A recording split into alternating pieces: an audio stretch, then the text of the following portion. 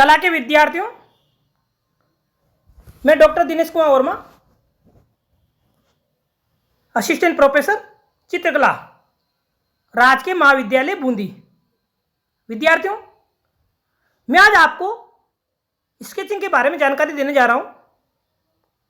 वैसे देखा जाए तो स्केचिंग के रूप में हम किसी भी वस्तु, मानवीय फिगर या अपनी खुली आंखों से जो दिखाई दे रहा है उन सबको हम रेखांकित कर सकते हैं। यानी शीघ्रता से किया गया रेखांकन, यानी जल्दी से किया गया रेखांकन अपने आप में पूर्ण भी हो सकता है या किसी चित्र के लिए पूर्व विचार। तो इस रूप में विद्यार्थियों, आप किसी भी वस्तु, मानवीय फिगर, जानवर, प्रकृति, यानी आपको खुली आंखों से जो दिखाई देता है, आप उन सबको स्केचिंग के रूप में अंकित कर सकते हो। शीघ्रता से स्केच फाइल पर या शीट पर या कैनवास पर आप अंकित कर सकते हो, रेखांकित कर सकते हो। इतना ही नहीं विद्यार्थियों, आप अपने मनोत्पन्न भावों के अनुकूल, यानी मन में जो विचार उत्पन्न हो रहे उन विचारों के आधार पर भी आप काल्पनिक स्केच बना सकते हो। विद्यार्थियों, आप इस महिला को देखिए। यह महिला सिर पर घड़ा रखा हुआ है, हाथ में टिफिन है, टोकरी है। किस तरह इस महिला के मूवमेंट को स्केचिंग के रूप में रेखांकित किया है, इसको शीघ्रता से बनाया गया है। हालांकि यह स्केचिंग पूर्ण है, कंप्लीट बना हुआ है। कहीं कहीं हल्की हल्की शेडिंग भी लगी हुई है। ड्राइंग बनाने का प्रयास किया गया है। विद्यार्थियों, आप अच्छी स्केचिंग करोगे, उसमें लाइट डार्क शेड का इंप्रेशन दिखाकर ड्राइंग भी बना सकते हो। लेकिन अच्छी ड्राइंग बनाने के लिए आपको निरंतर स्केचिंग करना नितांत आवश्यक है। जब आप अच्छी स्केचिंग करने लग जाओगे, निसंदेह आप उनमें लाइट डार्क शेड का इंप्रेशन दिखाकर अच्छी ड्राइंग भी बना सकते हो। इस रूप में विद्यार्थियों, मैं आज आपको लाइव स्टडी में, यानी आपको एक अच्छी लाइव स्टडी बनानी है। लाइव स्टडी बनाने के लिए मानवीय फिगर के विभिन्न अंगों का अध्ययन करना नितांत आवश्यक है। उनकी अलग अलग मुद्राएं, फेस की मुद्राएं भी हो सकती है, हाथों की मुद्राएं भी हो सकती है, पाँव की मुद्राएं भी हो सकती है। इसके अलावा बॉडी का मूवमेंट, इन सब का आपको बार बार अध्ययन करना नितांत आवश्यक है। जब तक आप इनके मूवमेंट के बारे में जानकारी प्राप्त नहीं करोगे, तब तक लाइव स्टडी के रूप में आप अच्छी स्केचिंग नहीं बना सकते। विद्यार्थियों, यह जो महिलाओं का स्केचिंग बना हुआ है, यह एक तरह से लाइव स्टडी के रूप में ही है। हालांकि नीचे का पार्ट इसमें थोड़ा कम है, लेकिन लाइव स्टडी में आपको सिर से लेके तलवे तक, यानी पांव के नीचे के तलवे तक संपूर्ण रूपाकृति को एक ही दृष्टि बिंदु से अंकित करना है। शरीर का सारा मूवमेंट आपको रेखांकित करना है। तो शरीर के विभिन्न अंगों का अध्ययन करना भी आपके लिए बहुत जरूरी है। इस रूप में विद्यार्थियों, आप इस फोटोग्राफ को देखिए, ये स्केचिंग देखिए। आप इस स्केचिंग में हाथ का मूवमेंट है। वैसे देखा जाए तो क्लास में बाबा या बाई जी को बिठा दिया जाता है और विद्यार्थियों की मांग के मुताबिक उनके हाथ पैरों की मुद्राओं को उन्हीं के अनुकूल बैठने के लिए कहा जाता है। लेकिन एक अच्छे कलाकार के लिए मानवीय फिगर की विभिन्न मुद्राओं का अध्ययन करना नितांत आवश्यक है। आप इस हाथ के मूवमेंट को देखिए। इससे यह जाहिर हो रहा है कि हाथ में, हथेली में कुछ है। उंगलियों की इंप्रेशन देखिए आप, अंगूठा वाला हिस्सा। आपको इस तरह के मूवमेंट का भी अध्ययन करना जरूरी है।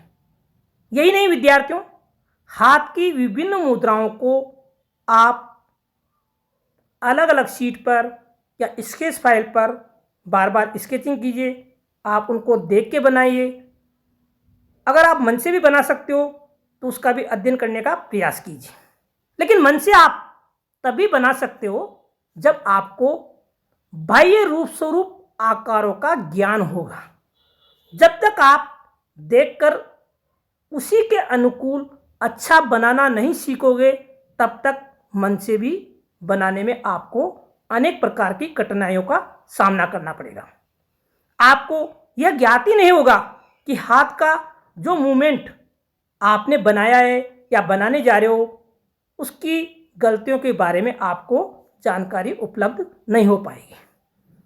तो विद्यार्थियों, आप सामने कोई भी मानवीय फिगर है, उनको बिठाइए। उनको देखकर आप अलग अलग मुद्राओं का स्केचिंग कीजिए। उनके हाथ की विभिन्न मुद्राओं को आप रेखांकित करने का प्रयास कीजिए। तब जाकर आपकी कला में लाइव स्टडी के रूप में निखार आएगा। आप इस फोटोग्राफ को देखिए, मुट्ठी बांधे हुए। इसमें एक ताकत है, शक्ति है, एक शक्ति का रेखांकन है।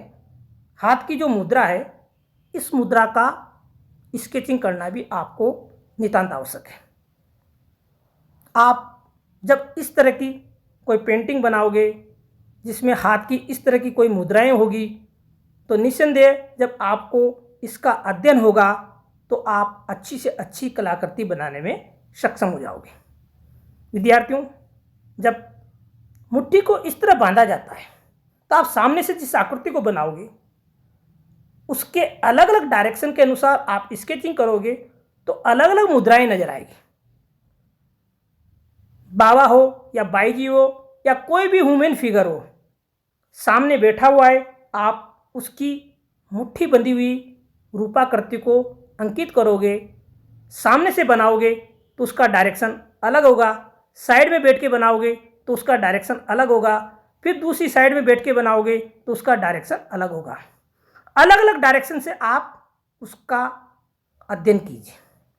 इतना नहीं विद्यार्थियों, आप जिस दृष्टि बिंदु से कार्य कर रहे हो उस दृष्टि बिंदु के अकॉर्डिंग आप संपूर्ण मुद्रा को एक ही बार में अंकित कीजिए। जितना शीघ्र आप स्केचिंग कर सकते हो उतनी शीघ्रता से आप स्केचिंग करने का प्रयास कीजिए। बार बार बनाइए।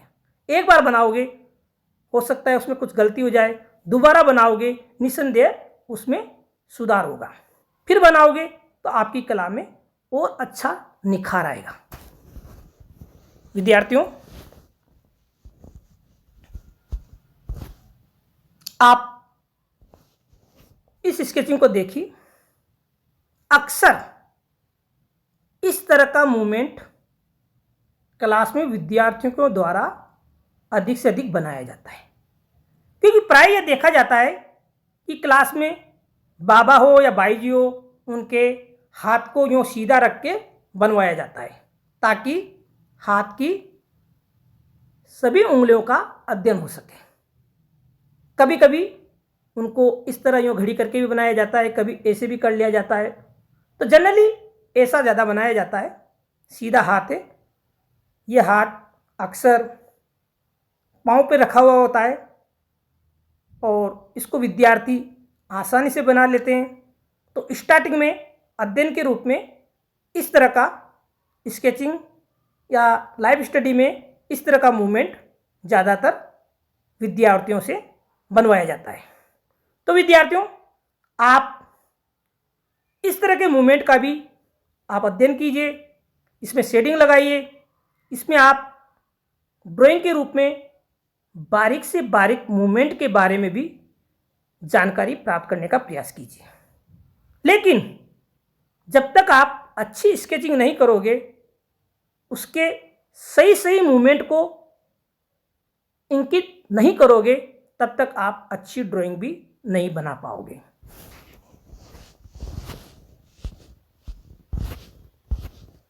विद्यार्थियों, हाथों की स्टडी के साथ साथ हमें पाँव की स्टडी करना भी नितांत आवश्यक है।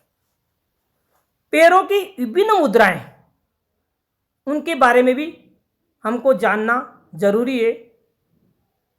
आप इस स्केचिंग में देखिए,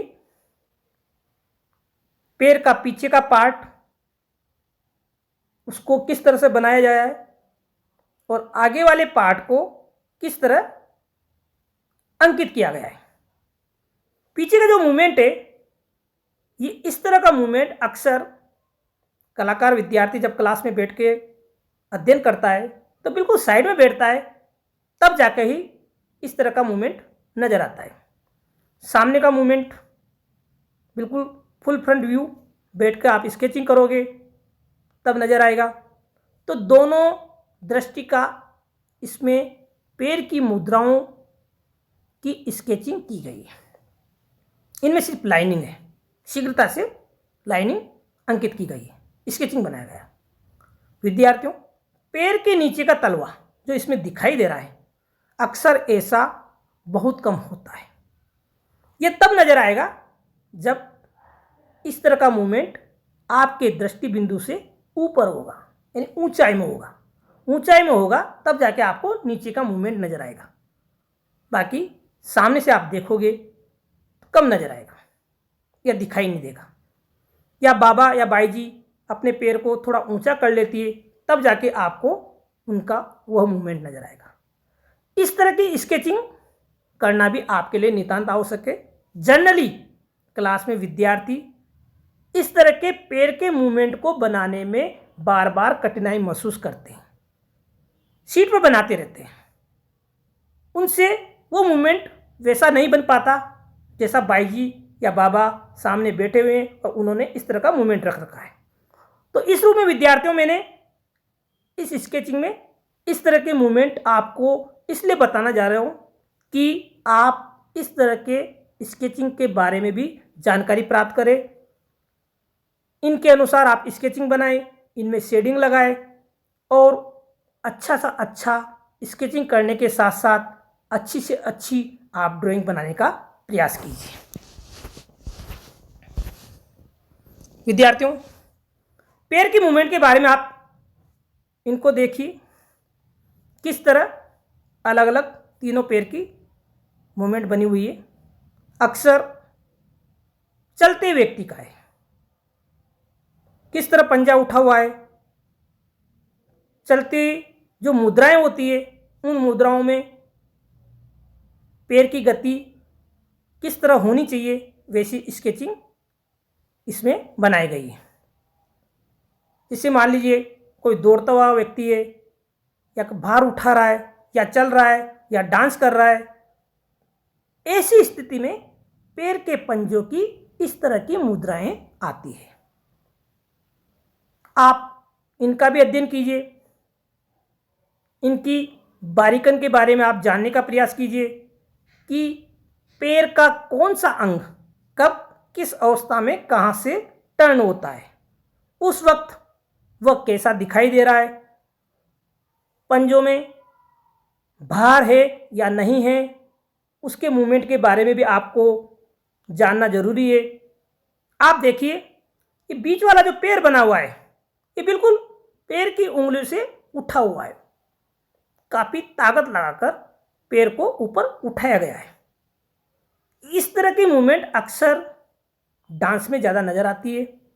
आप साइड वाला पैर देखिए, ये चलती हुई मुद्राओं का है, उसके साइड वाला दूसरा है, वो भी चलती हुई मुद्राओं के रूप में ज़्यादा देखने को मिलता है।